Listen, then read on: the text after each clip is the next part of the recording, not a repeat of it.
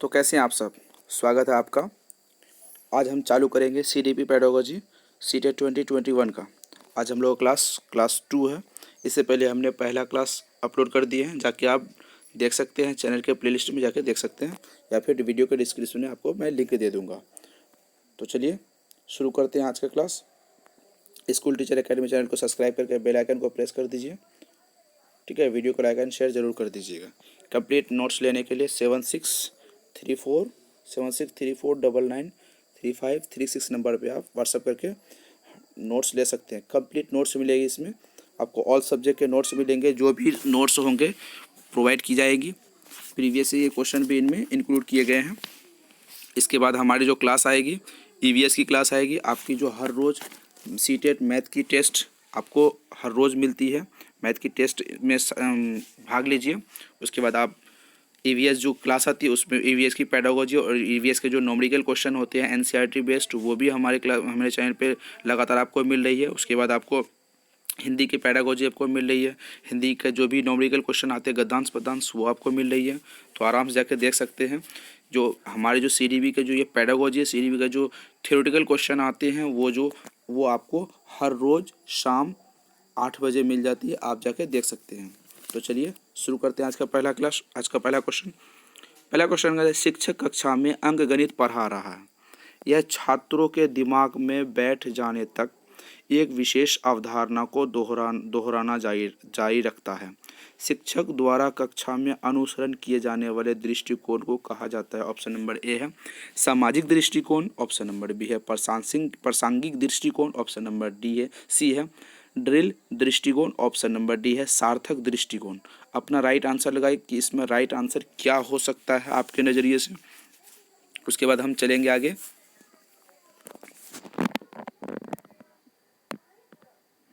चलिए क्वेश्चन को एक बार अच्छी तरीके से समझते हैं। क्वेश्चन को समझेंगे।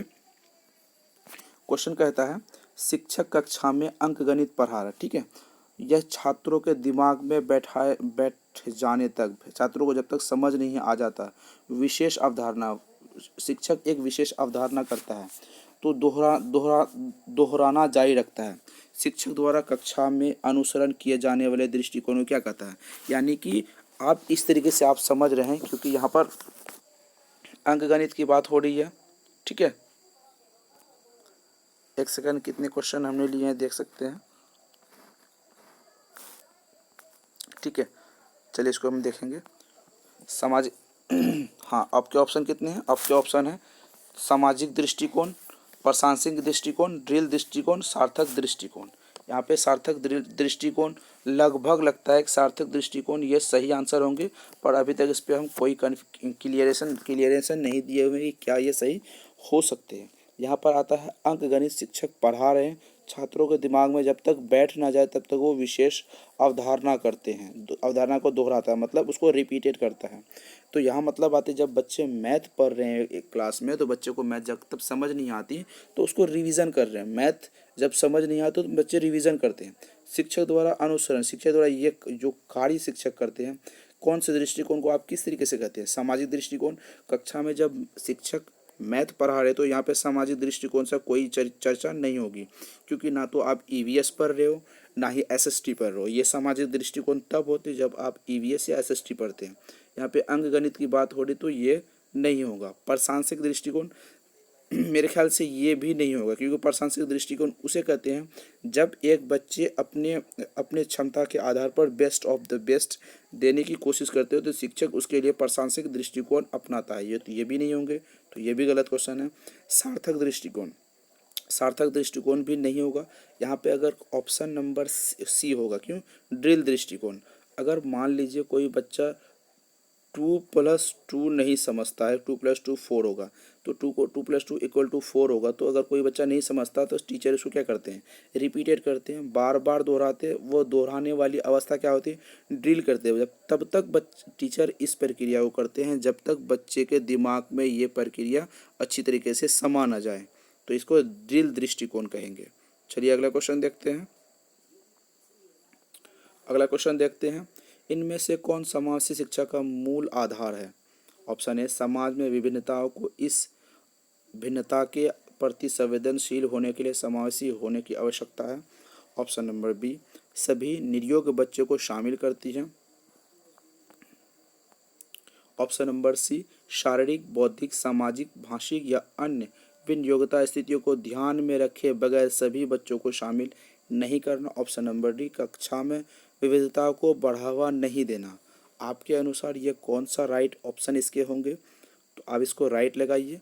आप कमेंट में लास्ट में जब वीडियो खत्म हो पूरी देखने के बाद आप कमेंट में बताइए कि आप कितने क्वेश्चन में कितने कर पाएँ।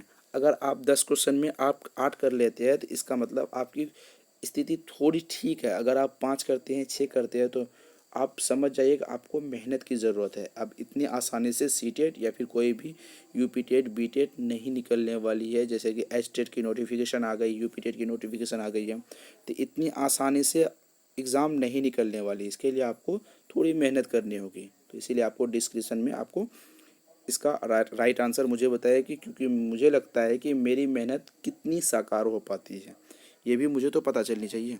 चलिए इसका राइट आंसर दीजिए।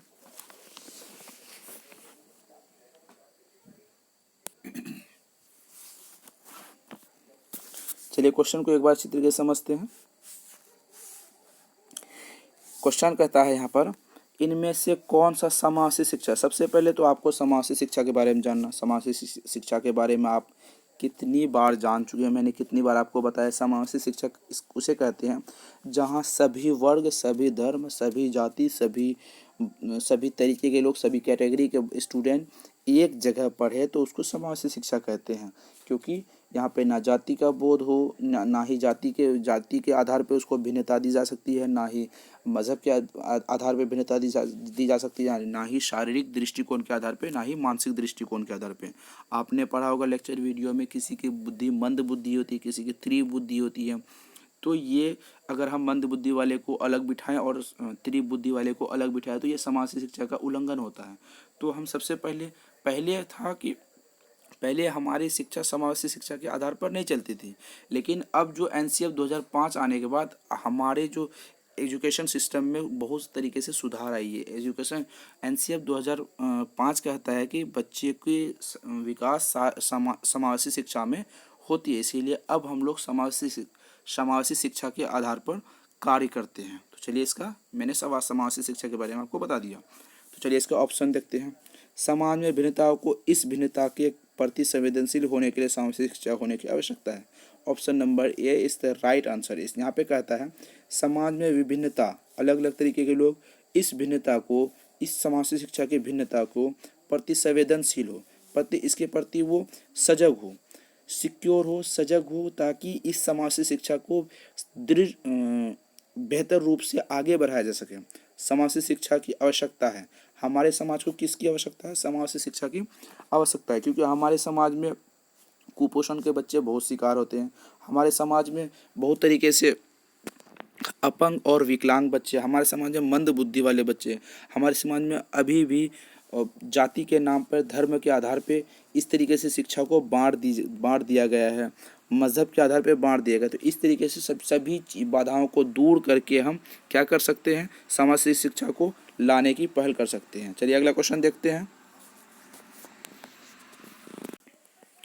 अगला क्वेश्चन है क्वेश्चन नंबर 13। यहाँ पर कहता है शिवा मन पढ़ाई में नहीं लगता। शिवा का मन पढ़ाई में नहीं लगता।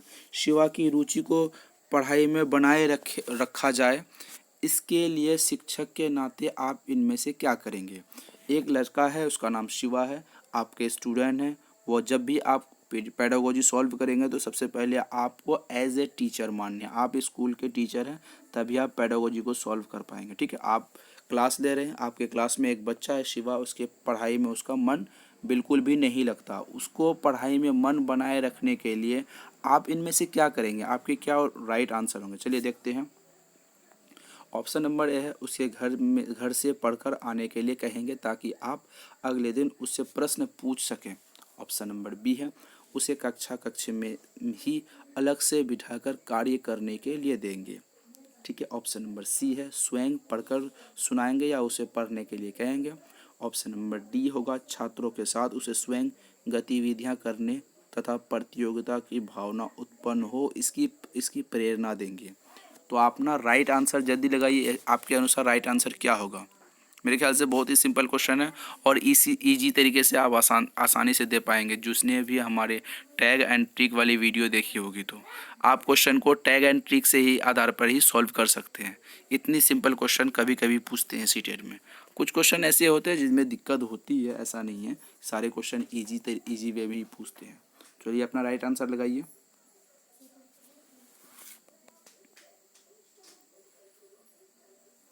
चलिए क्वेश्चन क्या कहता है एक बार अच्छी तरीके से देखते हैं।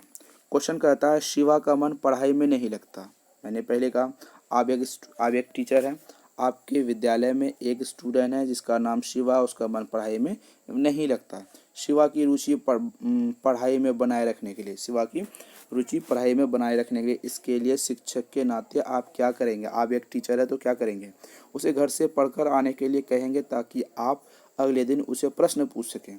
अगर आप वो स्टूडेंट आपके स्टूडेंट घर से ही आकर पढ़ेंगे, अगर माँ बाप ही एजुकेशन टीचर की भूमिका निभाएंगे तो आपका क्या काम है? आपका कोई रोल नहीं है। आपको सिर्फ सुनने के लिए टीचर नहीं बनाया गया, क्योंकि आपको टीचर इसलिए बनाया गया बच्चे को सर्वांगीण रूप से विकास कर सके, चारों ओर से विकास कर सके, ना कि आपको सिर्फ होमवर्क सुनना है। तो ये क्वेश्चन आपके तो सीधा सीधा ये ऑप्शन गलत हो जाएंगे।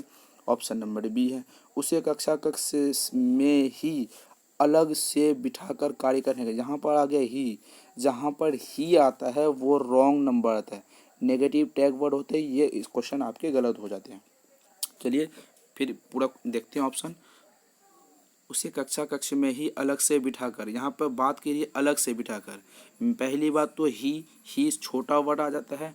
यहाँ पर कहीं पर भी एक अपने ऑप्शन देते समय आप छोटे वर्ड को नहीं चुनेंगे। ही मतलब छोटा, उसकी छोटी, वो ब्रॉड नहीं, वो बड़ा नहीं है, उसकी सर्कुलेशन बहुत दूर तक नहीं जाती। ही मतलब छोटी, मतलब वो लिमिटेड हो जाती है। क्वेश्चन में लिमिटेड कभी नहीं रखना ऑप्शन में, पहले तो ये हो जाएगा। अलग से बिठाकर, मैंने कहा समावेशी शिक्षा पर फोकस करते हैं हम लोग। जब हम लोग समावेशी शिक्षा पर फोकस करते हैं तो फोकस समावेशी शिक्षा में यहाँ अलग किसी को हम नहीं बिठा सकते। तो यहाँ पर हम अभी जो एजुकेशन सिस्टम हमारी चली है वो समावेशी शिक्षा के आधार पर चलती थी। इसका मतलब ये क्वेश्चन 100% गलत हो जाएगा, क्योंकि अलग बिठाना वो तो नेगेटिव है, ही नेगेटिव है, तो बच्चे को हम कभी भी अलग बिठा के एजुकेशन नहीं दे सकते हैं। एनसीएफ 2005 आने के बाद से, उससे पहले हम अलग बिठा के किसी बच्चे कमज़ोर होते थे उसको एक्स्ट्रा टाइम दे सकते थे, पर अब ऐसा नहीं है। अभी भी एक्स्ट्रा टाइम दे सकते लेकिन उसे अलग नहीं बिठा सकते। तो ये क्लियर हो गया। ऑप्शन नंबर सी आपका दिया हुआ, ऑप्शन नंबर सी, स्वयं पढ़कर सुनाएंगे या उसे पढ़ने के लिए कहेंगे। अगर आप स्वयं पढ़कर उसे सुनाएंगे तो उसे या उसे पढ़ने के लिए कहेंगे, वो पढ़ लेंगे, पर कुछ उसे अच्छी तरीके से समझ नहीं आने वाली है। स्वयं अगर आप पढ़ेंगे तो आप एक टीचर हैं, आप पढ़ने के लिए बोल सकते हैं, लेकिन आपका काम यहाँ पर उसको समझाना, उसकी रुचि को उत्पन्न करना, ना कि उसकी एजुकेशन सिस्टम को सुधारने के साथ साथ रुचि उत्पन्न करना, ना कि आप उसे पढ़ने के स्किल के बारे में बताना, आपको रुचि को उत्पन्न करना, ये भी नहीं हो सकता। तो चलिए अगला ऑप्शन क्या होता है आपके? ऑप्शन नंबर डी, मतलब ए बी सी अगर राइट नहीं होंगे तो इंशाल्लाह मुझे लगता है कि ऑप्शन नंबर डी सही होंगे। छात्रों के साथ उसे स्वयं गतिविधि करने तथा प्रतियोगिता की भावना उत्पन्न हो उसकी प्रेरणा करेंगे। छात्रों के साथ उसे स्वयं, बच्चे जब कोई चीज़ खुद से करते हैं, अपने से करते हैं, स्वयं से करते हैं, तो उनकी भागीदारी, उसके सीखने की प्रति रुचि रुझान बेहतर हो जाते हैं, उसके सीखने के प्रति रुचि रुझान बेहतर हो जाते हैं। तो हाँ, बच्चे के स्वयं हो तो ये राइट टैग वर्ड है, क्योंकि बच्चे खुद अपने आप उस चीज़ में भाग ले रहे हैं। तो प्रतियोगिता भी आपके सही टैग वर्ड हैं, क्योंकि कोई बच्चे में अगर प्रतियोगिता आती है तो वो एक दूसरे से जलस के कारण, ईर्ष्या के कारण, वो मतलब फेल नहीं होने के कारण, कमज़ोर नहीं होने के कारण वो बच्चे आसानी से सीख लेते हैं। ठीक है, प्रतियोगिता की भावना उत्पन्न करें। किसकी भावना उत्पन्न करेंगे? प्रतियोगिता भावना उत्पन्न करने की प्रेरणा देंगे, उसे समझाएंगे, उसे प्रेरणा देंगे, मोटिवेट करने की बात आ रही है। आपका काम था यहाँ पर टीचर होने के साथ साथ आप एक मोटिवेटर भी हैं। आप लेक्चर के साथ साथ, टीचर होने के साथ लेक्चर एंड मोटिवेटर तीनों हैं यहाँ पर। आपके जो एनसीएफ 2005 अगर आप पढ़ेंगे डिटेल में तो आप एक मोटिवेटर भी हैं, प्रेरणादायक भी हैं। आप एक लेक्चरर की भूमिका निभा सकते हैं, हालांकि लेक्चर मतलब प्राइमरी लेवल पे नहीं आती है, फिर भी एक लेक्चर की भूमिका निभा सकते हैं। आप बच्चे को स्वयं गतिविधि दे सकते हैं, आप एजुकेशन में उसकी हेल्प कर सकते हैं। टीचर सिर्फ हेल्प के लिए बेहतर होते हैं। ठीक है, तो इसका right answer option number D है। चलिए अगला क्वेश्चन देखते हैं। क्वेश्चन कहता है, एक छात्र अपनी स्कूल बस को जब क्रम से खड़ा होकर स्कूल के बाहर अपनी कक्षा से देखता है। लाइन से खड़ा होते एक छात्र है, अपनी स्कूल बस को लाइन से खड़ा होते कक्षा के बाहर से देखता है, तो वह अनुमान लगाकर यह जान लेता है कि स्कूल की घंटे बजने वाली है और छुट्टी होने वाली है। बालक की यह संकल्पना किस उपागम पर निर्धारित करती है? ऑप्शन नंबर ए है ज्ञान के निर्माण की, ऑप्शन नंबर बी है अधिगम के शास्त्रीय अनुबंध की, ऑप्शन नंबर सी है पुनर्बलन के सिद्धांत की, ऑप्शन नंबर डी है अधिगम के सक्रिय अनुबंध की। आप अगर पेडागोजी के साथ साथ अगर आप लेक्चर वीडियो देखे होंगे सीडीपी के, जितने भी लेक्चर वीडियो सीडीपी में पूछे जाते हैं, सीटेट में, यूपी टेट या फिर बीटेट अदर टेट जितने भी टेट होते हैं, तो आप लेक्चर वीडियो देखे होंगे तो आपको इस क्वेश्चन का आराम से आंसर दे पाते। चलिए अपना राइट आंसर लगाइए।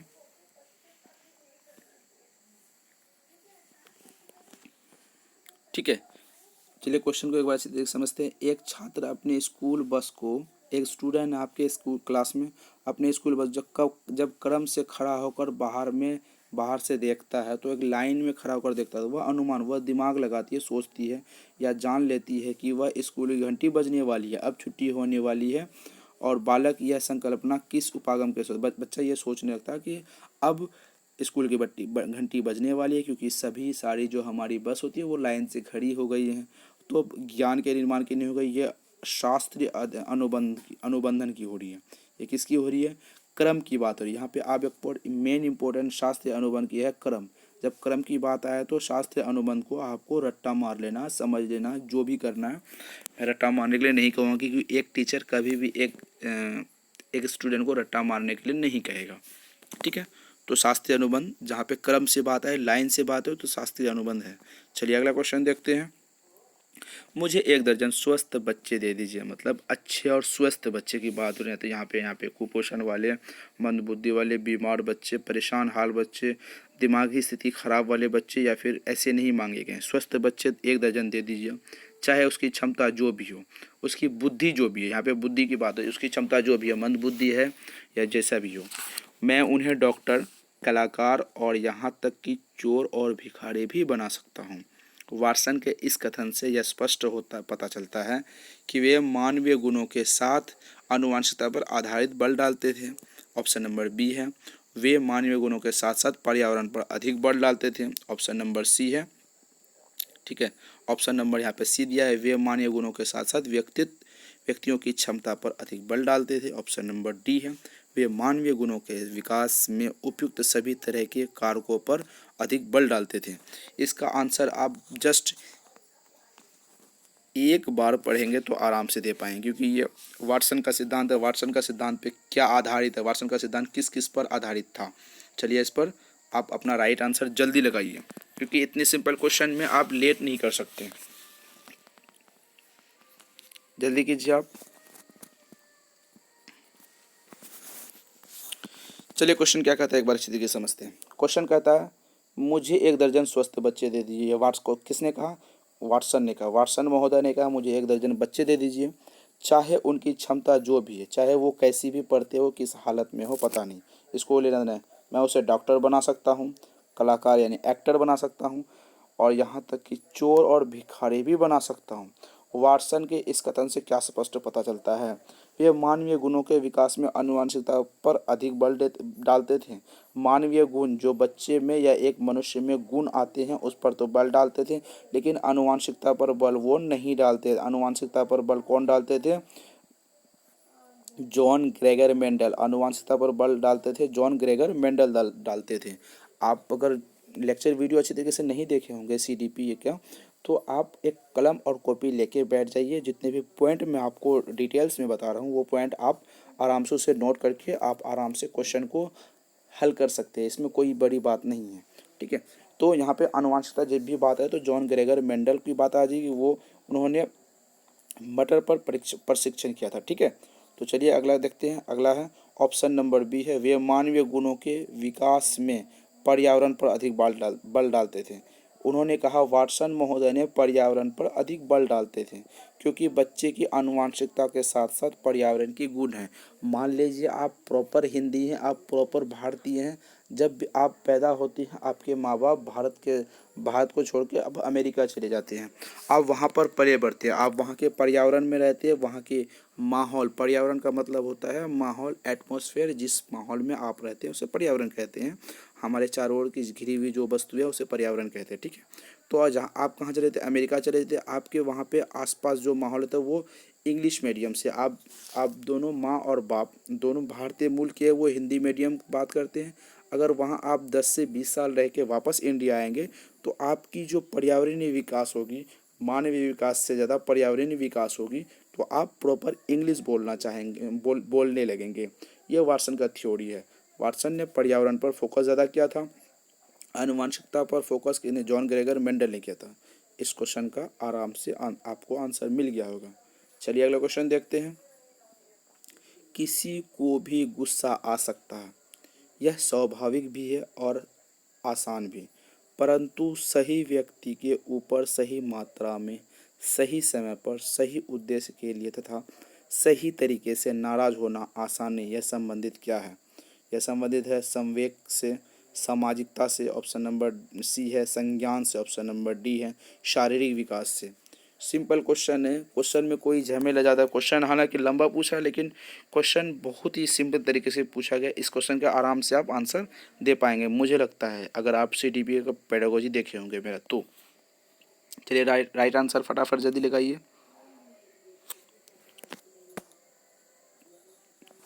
चलिए क्वेश्चन को एक बार डील कर लेते हैं। किसी को भी गुस्सा आ सकता है, यह स्वाभाविक है। जाहिर सी बात है, आपको भी आता होगा, हमको भी आता है। आपके आसपास जो भी आपके पेरेंट्स होते हैं, आपके भाई बहन, दोस्त यार, फ्रेंड, जो भी, सभी को गुस्सा आता होगा। और ये आसान भी है, गुस्सा आना स्वभाव के साथ साथ आसान भी है, तुरंत आ सकती है। परंतु ये सही व्यक्ति के ऊपर सही मात्रा में, सही व्यक्ति के ऊपर सही मात्रा में, सही समय पर, एकदम एग्जैक्ट टाइम की बात हो रही है, सही उद्देश्य के लिए। आप किस लिए गुस्सा हो रहे हैं? आप अचानक बेवजह तो गुस्सा नहीं है, बेवजह गुस्सा होने मतलब बेकार लोगों की पहचान होती है।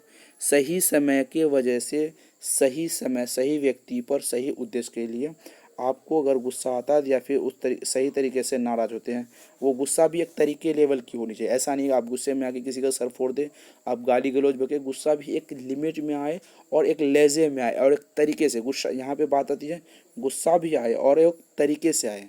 किस उद्देश्य से ले, उस गुस्सा का कोई एक उद्देश्य होना चाहिए। सवाल कितने इंपॉर्टेंट पूछे गए यह आप इस पर फोकस करो। ये संबंधित किससे है? संवेग से संबंधित है, सिंपल सी बात है। आपके संवेगात्मक विकास के आधार पर, तभी तो आप ये भी यहाँ पे संवेग की बात हो रही है, इमोशन की बात हो रही है, ठीक है। इमोशन आपके बेहतर हो सकते हैं, संवेग मतलब इमोशन, आपके इमोशन बेहतर हो सकते हैं, तभी तो सही उद्देश्य के लिए आप कर सकते हैं, सही तरीके से कर सकते हैं। सही तरीके से जब भी बात आ जाए तो यहाँ पे आप संवेग की बात आती है। तो आप लंबे वक्त तक लगातार कंटिन्यू क्लास करेंगे तो आपको इतने टफ क्वेश्चन, मतलब इतने घुमाव फिराव वाले क्वेश्चन आपको आसान लगने लगेंगे। अभी हालांकि कोई जो भी स्टूडेंट नए हैं तो उनको थोड़ी सी दिक्कतें आ सकती है, उनको थोड़ी सी मुश्किलों का सामना करना पड़ सकता है, पर कंटिन्यू आप रहेंगे तो आपको आसान लगेगी। चलिए अगला क्वेश्चन देखते हैं। मिथिलेश एक अच्छे शिक्षक के रूप में अपनी पहचान बनाना चाहता है। मिथिलेश एक लड़का है, जो लड़की जो भी है, लड़का ही है। एक शिक्षक के रूप में, एक शिक्षक है, सॉरी, लड़का के साथ साथ एक शिक्षक भी है, मेल के साथ साथ एक टीचर भी है। वो एक शिक्षक के रूप में अपनी पहचान बनाना चाहता है। इसके लिए उसे बाल विकास के सिद्धांत का ज्ञान होना चाहिए, तभी वह बालक के व्यवहार को समझ पाएगा। वाह, कितना आसान है, कितनी आसान है, मोस्ट फेवरेट क्वेश्चन है। इस तरीके से क्वेश्चन को आप अगर दिल लगा लेंगे, मन लगा लेंगे, तो आपको एग्ज़ाम में कोई दिक्कत नहीं होगी, क्योंकि इस तरीके से क्वेश्चन एग्ज़ाम में आते भी हैं और बनते भी हैं, छूटने वाले नहीं हैं। ऑप्शन नंबर बी है। ऑप्शन नंबर ए है बालक के व्यवहार को समझ पाएंगे। ऑप्शन नंबर बी है बालक को कब कैसे सीखना है यह जान पाएंगे। ऑप्शन नंबर सी है बालक के अंदर सकारात्मक सोच को समझ आएगा। ऑप्शन नंबर डी है उपरोक्त सभी। चलिए इसका राइट आंसर जल्दी लगाइए। इसमें देरी किस बात की, क्योंकि इतने सिंपल क्वेश्चन है, इसमें देरी क्यों होगी? चलिए क्वेश्चन को डील कर लेते हैं। मिथिलेश एक टीचर है, शिक्षक के रूप में पहचान बनाना चाहते हैं, ठीक है। वो एक बेहतर टीचर बनना चाहते हैं, बेस्ट टीचर बनना चाहते हैं। इसके लिए बाल विकास, चाइल्ड डेवलपमेंट के सिद्धांत का ज्ञान होना चाहिए। उस इसके लिए बेस्ट टीचर होने के लिए उसे क्या होनी चाहिए, बाल विकास का ज्ञान होनी चाहिए, ठीक है। तो बाल विकास से क्यों ज्ञान होनी चाहिए ये बात पूछा है यहाँ पर। बालक के व्यवहार को समझा जाएगा। बाल विकास इसलिए बाल विकास हम लोग इसलिए पढ़ते हैं क्योंकि बालक के व्यवहारों को समझ पाएंगे। बालक को तभी हम शिक्षा दे पाएंगे जब उसके व्यवहार को समझ पाएंगे, उसके तरीकों को समझ पाएंगे, उसके स्टैंडर्ड को समझ पाएंगे। बाल विकास हम लोग इसलिए पढ़े ताकि बालक के अध्ययन कर सके, बालक के बारे में हम नई नई जानकारी, नई से लेके पुरानी उसकी व्यवहार, स्थिति, स्टैंडर्ड सभी चीज़ जान सकेंगे, ठीक है। इसीलिए हम बाल विकास पढ़ते हैं। तो बालक के व्यवहार को समझना इम्पोर्टेंट है, ये सही है। बालक को कब कैसे सीखना है ये जान पाएंगे। बालक को कब सीखना है, कैसे सीखना है, किस तरीके से सीखना है। ऐसे इसका मतलब ये हुआ आप क्लास 5 क्लास की पढ़ा रहे हो, आप इंग्लिश 10 क्लास की उसे पढ़ा रहे हो, तो ऐसा बिल्कुल भी नहीं चलेगा। अगर आप 5 क्लास में हो तो उसके स्टैंडर्ड 5 क्लास की है, इस हिसाब से उसे 5 क्लास का ही इंग्लिश, हिंदी जो भी है, मैथ्स पढ़ाइएगा तो वो समझ पाएगा। अगर कोई बालक 8 क्लास में उसको 10 क्लास की मैथ पढ़ा दी जाए तो उसे समझ नहीं आएगी, क्योंकि ये बाल विकास के सिद्धांत के जस्ट बिल्कुल विरुद्ध है, मतलब उल्टा है। ये ऐसा नहीं हो सकता। बाल विकास कहता है सही समय पर सही स्टूडेंट को सही शिक्षा देने के लिए उसके व्यवहार को समझकर सिखाना ही बाल विकास का अध्ययन है। अगर 1 और 2 क्वेश्चन सही होंगे तो इसका मतलब उपरोक्त डी आपके राइट और 90% आप उपरोक्त डी होंगे। चलिए ऑप्शन सी देखते हैं। बालक के अंदर सकारात्मक सोच समझ पाएंगे। बालक के पहले व्यवहार को समझेंगे, उसे कैसे सीखना, उसे कब सीखना, उसको किस स्टैंडर्ड के सीखना, ये जानेंगे। उसके अंदर के सकारात्मक सोच को समझना, उसके अंदर क्या फीलिंग हो रही है एजुकेशन के प्रति, तो उसको समझेंगे। तो आपका right answer option number D है। कितनी अच्छी तरीके से हम समझ पा रहे हैं। चलिए अगला क्वेश्चन देखते हैं। प्रत्येक व्यक्ति की अपनी क्षमता होती है, वह बुद्धि, अधिगम, संवेग आदि में एक दूसरे से अलग हो सकते हैं या बहुत हद तक एक दूसरे से अलग हो सकते हैं। ऐसा इसलिए होता है कि ऑप्शन नंबर ए है, सभी ईश्वर द्वारा बनाए गए। ऑप्शन नंबर बी है, प्रत्येक व्यक्ति अपने स्तर से अलग होते हैं। ऑप्शन नंबर ए, व्यक्तित्व भिन्नता के कारण। ऑप्शन नंबर डी है उपरोक्त में से सही। मोस्ट इम्पोर्टेंट क्वेश्चन है और इजी भी है, ऐसा नहीं है कि क्वेश्चन ये बहुत दिक्कत वाली क्वेश्चन है। अपना राइट आंसर जल्दी लगाइए, क्योंकि इस तरीके से क्वेश्चन आप आराम से आंसर दे पाएंगे। चलिए जल्दी कीजिए।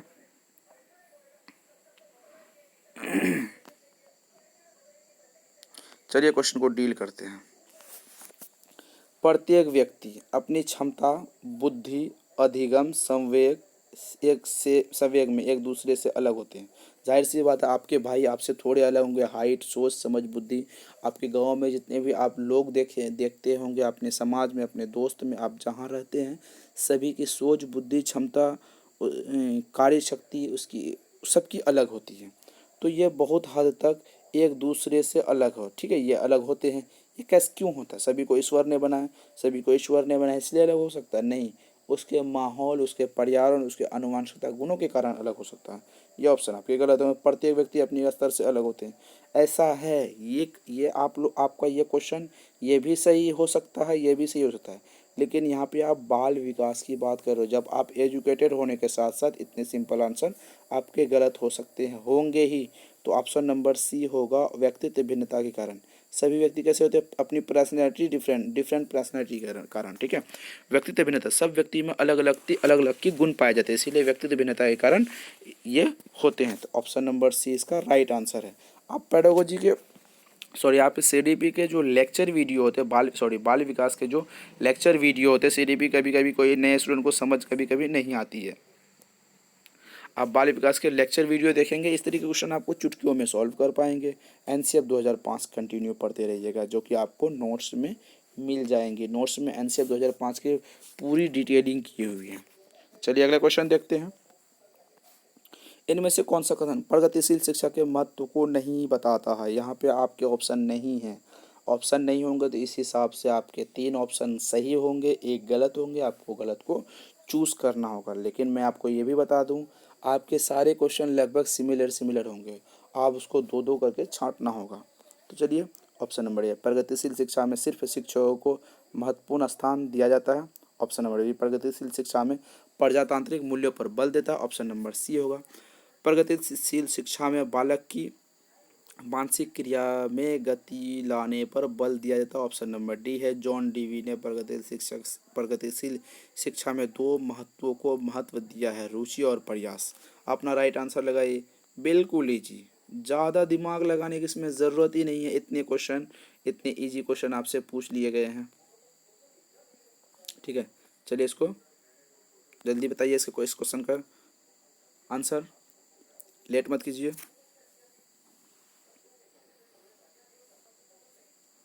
चलिए क्वेश्चन को डील करते हैं। इनमें से कौन सा कथन प्रगतिशील शिक्षा नहीं है, यहाँ पर पूछा है नहीं, तो इस हिसाब से आपके 3 क्वेश्चन सही होंगे।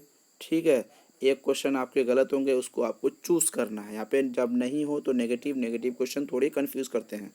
प्रगतिशील शिक्षा में सिर्फ शिक्षकों, यहाँ पर आ गया सिर्फ आपके नेगेटिव टैग वर्ड हैं। इस हिसाब से अगर देखा जाए तो ये क्वेश्चन आपके गलत होते हैं।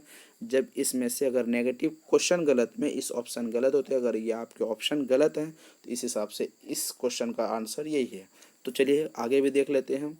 प्रगतिशील शिक्षा प्रजातांत्रिक मूल्यों पर बल देता है। हाँ, ये प्रगतिशील शिक्षा प्रजातांत्रिक मूल्यों पर बल देता है, लेकिन आप क्वेश्चन गलत पूछे तो ये आपके इस हिसाब से गलत हो जाएंगे। आप इसको पेन डाउन कर लीजिएगा, नोट डाउन करके इस तरीके से क्वेश्चन आप देख लीजिएगा। ये सही है, प्रगतिशील शिक्षा में बालक की मानसिक क्रिया में गति लाने पर बल देता है। हाँ, बालक की मानसिक क्रिया में गति लाने पर बल दे देता है। यह प्रगतिशील शिक्षा का ही गुण है जो बालक के मानसिक क्रियाओं की में बल दिया जाता है। ठीक है, जॉन डीवी प्रगतिशील शिक्षा के जनक किसे कहा जाता है? John Dewey. याद रखिए, आप नोट डाउन कर लीजिए। प्रगतिशील शिक्षा में 2 तत्व जॉन डीवी ने दिया है। पहला तत्व है रुचि और प्रयास। रुचि और प्रयास क्या है? प्रगतिशील शिक्षा की सबसे बड़ी जो महत्व दिया गया है जॉन डीवी ने प्रगतिशील शिक्षा के बारे में। तो ये तीनों क्वेश्चन आपके सही हैं। तो लेकिन तीनों क्वेश्चन आपके इस प्रगतिशील शिक्षा के बारे में सही हैं, लेकिन आपके क्वेश्चन 1 नंबर गलत है, तो गलत नंबर ही सही होंगे क्योंकि क्वेश्चन ही नेगेटिव पूछा गया है। ठीक है, मुझे लगता है आपको समझ आज आ गई होंगी। चलिए अगला क्वेश्चन देखते हैं।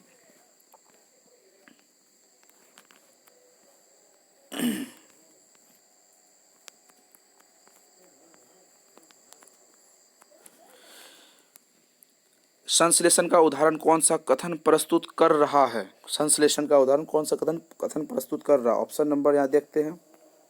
ऑप्शन नंबर ए है गाय पर निबंध लिखना। ऑप्शन नंबर बी है स्वतंत्रता दिवस पर भाषण देना। ऑप्शन नंबर सी है फूल पत्तियों के चित्र बनाना। ऑप्शन नंबर डी है गणित विषयों के प्रमेय को सिद्ध करना। चलिए अपना राइट आंसर है। संश्लेषण के बारे में बताना है, यहाँ विश्लेषण की बात नहीं बता रहा, संश्लेषण की बात बता रहा है। इजी क्वेश्चन है। संश्लेषण विश्लेषण ये विधियाँ, शिक्षण विधियाँ भी बहुत सारे होती हैं, जिनमें से आपको प्लेलिस्ट में जाके वीडियो मिल जाएगी। प्लेलिस्ट में जाके आप शिक्षण विधियों पढ़ेंगे तो आपकी क्वेश्चन शिक्षण विधियों में आपके 2 से 3 क्वेश्चन 4 से 5 क्वेश्चन आते हैं। हर साल सीटेट में शिक्षण विधियों से 4 से 5 क्वेश्चन आते हैं। अब उनमें से जब पढ़ेंगे तो सारे के सारे आप आराम से हल कर पाएंगे, क्योंकि शिक्षण विधियाँ मोस्ट इम्पोर्टेंट पार्ट में से एक है। चलिए इस क्वेश्चन को बारीकी से समझते हैं। यहाँ पे क्वेश्चन पूछा है विश्लेषण नहीं संश्लेषण।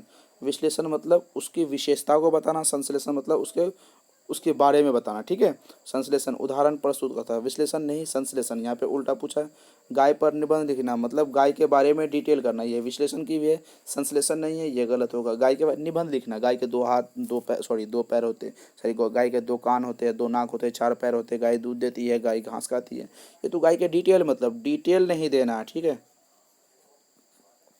डिटेल कौन देता है? विश्लेषण विधि देता है। आपको एक ग्राफ, एक आंकड़ा बताना, आंकड़ा संश्लेषण बताता है, डिटेल विश्लेषण बताता है। यहाँ पे संश्लेषण है, यहाँ पे विश्लेषण नहीं, ये गलत हो गया। स्वतंत्रता दिवस पर भाषण देना, अगर स्वतंत्रता दिवस पर भाषण देते हैं तो स्वतंत्रता हमें कैसे मिली, किस वजह से मिली, किन मूल्यों का सामना करना पड़ा, हमें क्या खोना पड़ा, इसको डिटेल दे रहे हैं, तो ये भी नहीं होगा।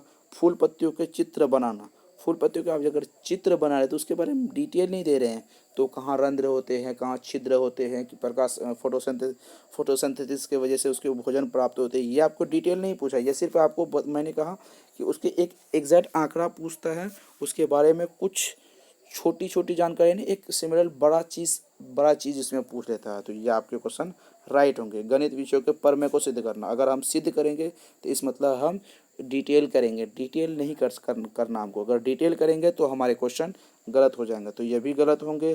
ये विश्लेषण की प्रक्रिया, ये भी विश्लेषण है, ये भी विश्लेषण है, तो संश्लेषण ऑप्शन नंबर सी होगा। तो आज के लिए बस इतना ही, चलिए अगले वीडियो में मिलते हैं।